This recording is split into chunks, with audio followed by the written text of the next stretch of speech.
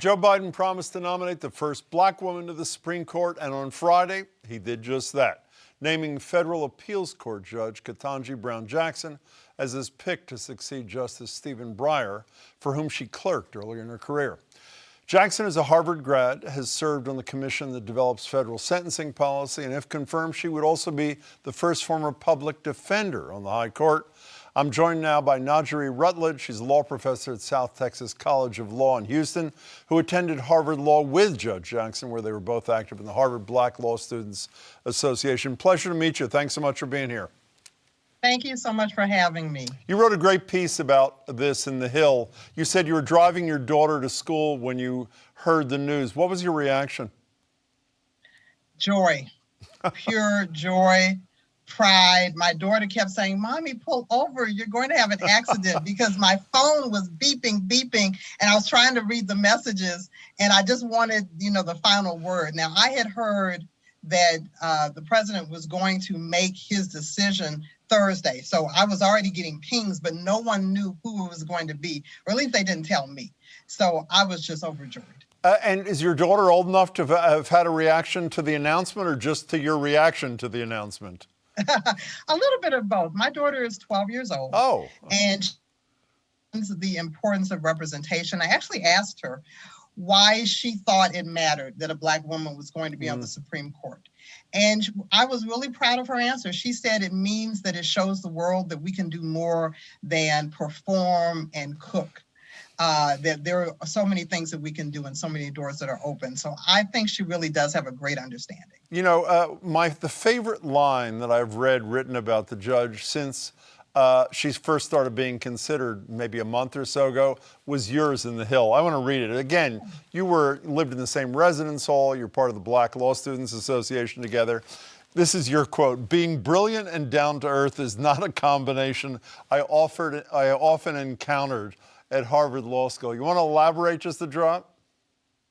Well, Harvard was a bit of a culture shock for me. I grew up in the South. I'm from the South, and Harvard and Boston was a little bit of a transition. At Harvard, there were a lot of really smart people, but there were some people who were a bit cutthroat. There were some people who weren't very friendly. There were some people who were arrogant.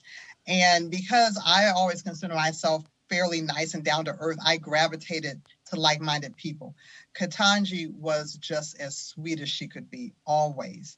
And at the same time, just absolutely brilliant and hardworking.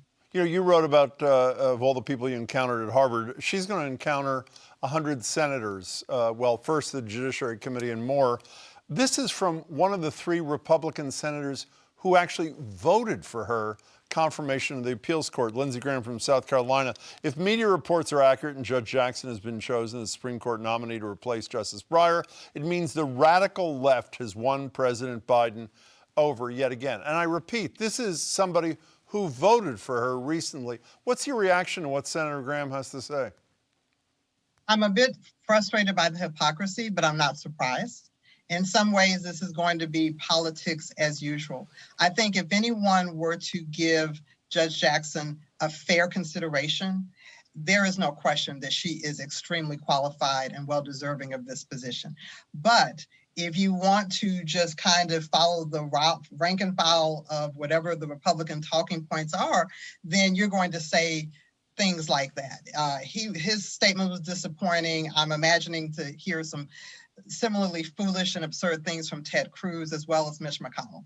Well, and also some of those people were talking about affirmative action as if Judge Jackson is not the smartest person in the room, and she is surely one of them. Another reaction which sort of surprised and upset me even more than Senator Graham's, I wasn't surprised. A day or two before she was selected, there was a poll. Let me read it to you. This is the AP poll. It said, "How important is it to you personally that a black woman becomes a Supreme Court justice?" And the conclusion is obviously not nearly as important as it is to you or your daughter. 70% of black women, yes. Black men, 54. White women, 26. White men, 16%. Virtually not important at all. What does that say to you about America in 2022? And again, I assume everybody watching knows there has never been a black woman in the Supreme Court of the United States, and I think it's a total of 7 non-white men in the history of the Supreme Court, if I'm right. What's your reaction to that? A bit disappointed. It has been 233 years of the Supreme Court's history where we have never had a Black woman.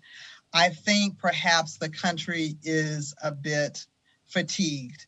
We went from electing our first Black president with everyone feeling hopeful and excited to going to a very different direction with President Trump.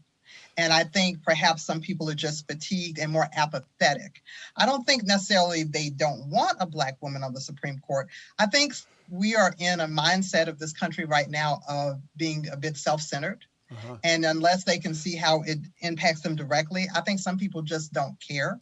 And I think it's important for people to care, because this is not just a victory for Black women or Black Americans. This is a great victory for everyone who respects the Constitution. Two very quick final questions about her, how she dealt with other people, and you mentioned the kindness factor.